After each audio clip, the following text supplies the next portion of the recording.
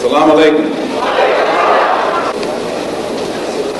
Mr. Moderator, our distinguished guests, brothers and sisters, our friends and our enemies. Thank you, Donald Trump. Thank you. We're not gay anymore. We're delivered. This is too crazy, y'all. And now, those of y'all who are calling us crazy, you got nowhere to hide anymore because you can't be any clearer than that. And even still, let's say, for example, that song, Kill the Boer, is a pro-genocide song. Let's say, for example, that's the case. Okay? We're going to say that's the case. It's a pro-genocide song. You know, they're talking about genocide in white South Africans and stuff. Let's say that's what's going on. Okay? How do you genocide an oppressor? Do that. You can't genocide an oppressor. They're the oppressor. They come in, stealing your land, killing your babies, raping your woman, raping your children, blowing your babies to smithereens. Then finally, Allah helps you with some armaments and some backbone and some tawhid, and then you kill them and you take your land back and you take your children back and you take your wealth back and you slaughter them, the slaughtering of Ad and Thamud. That is not genocide. That is self-defense. Look at how Donald Trump talk about Haitians today. Look what he's doing to Haitians. Look what he's doing to South Americans today, right now as we speak.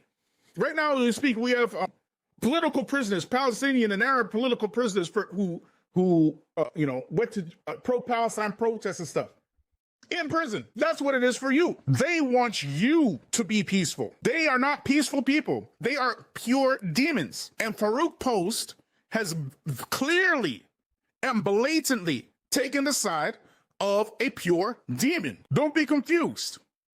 Let me ask y'all something. When Prophet Muhammad sallallahu, when he got finished fighting against, Banu Qurayza, when this tribe of Jews, when he was in Medina and whatnot, they had a pact, right? The Muslims and the Jewish tribes of Medina, they had a protection pact that they would protect each other from the mushrikeen of Quraysh and Mecca and things of this nature. They had a protect. They signed everything.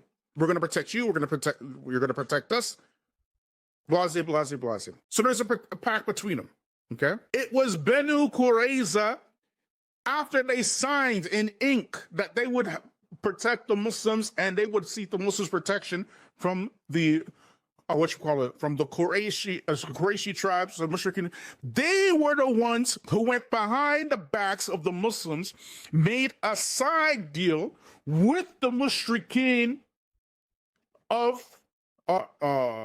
Mecca to wipe out the Muslims, totally wipe them out. And they fought against the Muslims and they lost. They fought against the Muslims and they lost. So they, being the snakes that they are, they know the Prophet Muhammad sallallahu alaihi wasallam, they know he's a merciful. So they go to the Prophet Muhammad sallallahu alaihi wasallam and they say, please, let our brother, because one of the Jews, I can't remember his name, y'all can remind me of the story, but one of the people from their tribe converted to Islam. And they say, let him rule for us. Let him decide for us. And they said, okay, I'm going to let him decide for you. You know what the person from their tribe decided? Because he's knowledgeable in their book. He said that your punishment is that you must be expelled, and the men of age of purity, all of them are to be killed, and you are to be expelled from the land. Why? Because that is the law in their book. Okay? So guess what happened? All those men, all of them, puberty age and up, they were wiped out and they were expelled from that land. All of them. Let me ask y'all something. Did Donald Trump say to the Muslims for Palestine he's going to be for peace for Palestine? Did he not say that? Did he not say that? And did he then go behind the Muslims' backs after he got into office and unilaterally give the Israeli Zionist regime $12 billion worth of armaments to continue the slaughter of Palestinians in Palestine? Did he not do that? Did he not do that? Yes or no? So let me ask you, should it be peace for people like this? Is it peace for how do you genocide somebody? You can't, even by their own laws. They know what they should face. And this is why they fear black folks so much. because they know what they've done to the rest of the world. And they are looking for ways to maintain their power and the control over the darker-skinned people of the world. And how they do that except through oppression and infiltration and treachery and lying? This is how they do it. So you, even if you wanted to, you couldn't genocide a genocider. What are you talking about today? What are you saying today? Those folks who don't have a social contract that they keep. If the Boers were being expelled today, then so what? Who would shed a tear? Who would bat an eyelash? They are the invaders. They are the looters. They are the rapers. They are the pillagers, and not the opposite way around. Farouk Post, he's the type of person to say and emphasize that the devil told the truth if it fits his agenda. What do you mean? Remember that there's a hadith where the Prophet says to them, he was told about the people who was basically guarding the war booty. I can't remember what it was. One of the Sahaba was guarding the war booty, and a man came 3 nights trying to steal. Third night he came and tried to steal. Right? Third night he came and tried to steal, and the person said, "No, I'm going to take you to I'm going to take you to the Prophet."